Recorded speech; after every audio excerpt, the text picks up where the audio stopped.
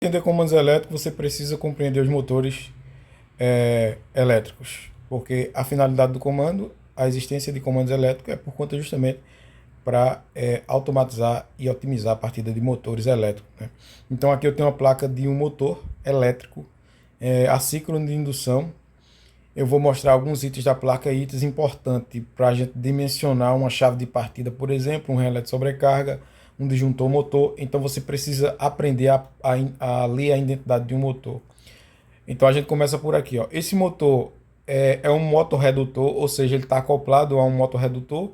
Eu consigo entender isso porque aqui a gente tem a potência, a rotação, aliás, 1740 RPM barra 46. Então o motorredutor, né, ele já dá aqui o valor da rotação em RPM versus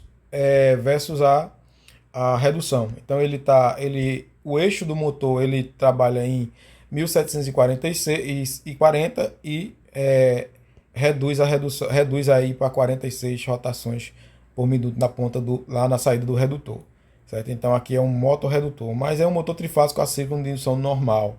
A diferença é que ele já traz um redutor acoplado ao seu eixo. Então aqui, ó, nós temos a tensão de alimentação desse motor. Esse motor aqui é um motor 220/380 delta. Você liga para menor tensão e Y a maior tensão.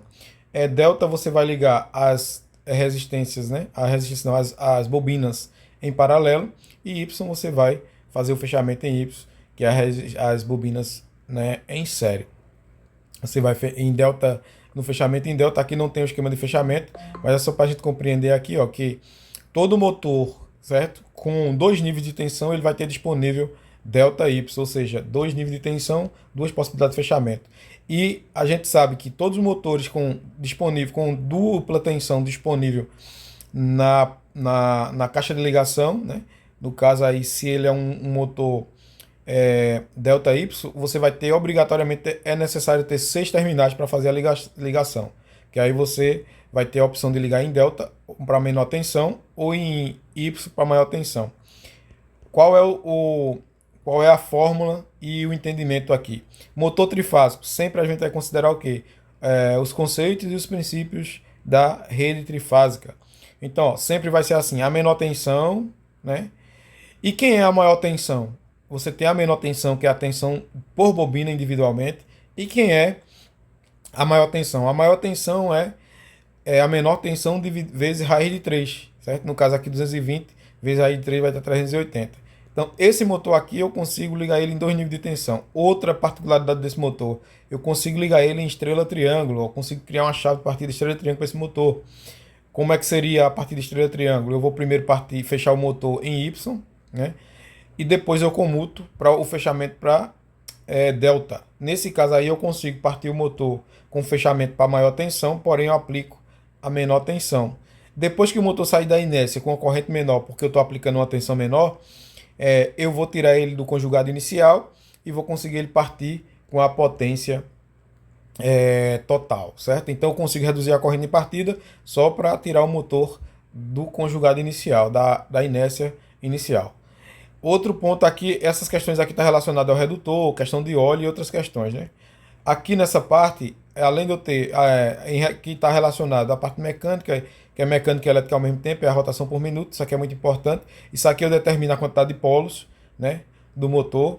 É um motor de 1740 RPM, isso aqui é a rotação mecânica do motor, né? A rotação mecânica, né? Na ponta do eixo. A rotação síncrona, que é a rotação do campo, é, é diferente da rotação mecânica. No caso desse motor aqui, ó, a rotação síncrona, que é a rotação do campo elétrico, é de 1800 RPM. Né? 1800 RPM é a rotação desse motor.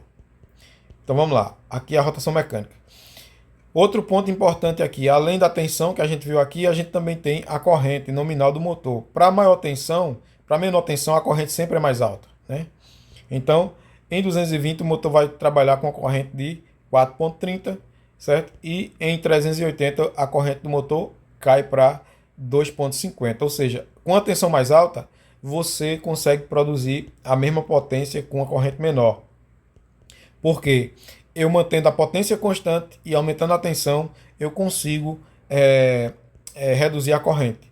Potência constante, aumento de tensão, eu consigo reduzir a corrente. Por quê? A potência é o resultado da multiplicação da tensão vezes a corrente. Então, se eu aumento a tensão, naturalmente eu vou precisar de uma menor corrente para manter a mesma potência, certo?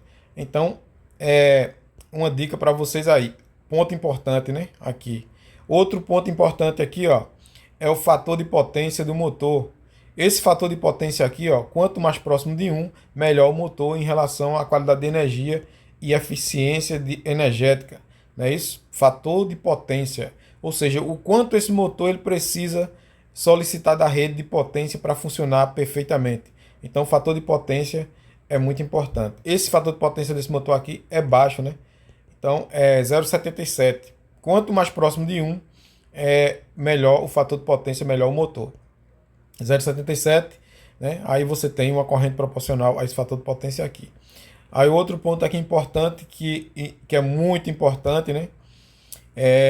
No caso aqui, ó, do IPN do motor, né? Outro ponto importante, né? Aqui é o fator de serviço.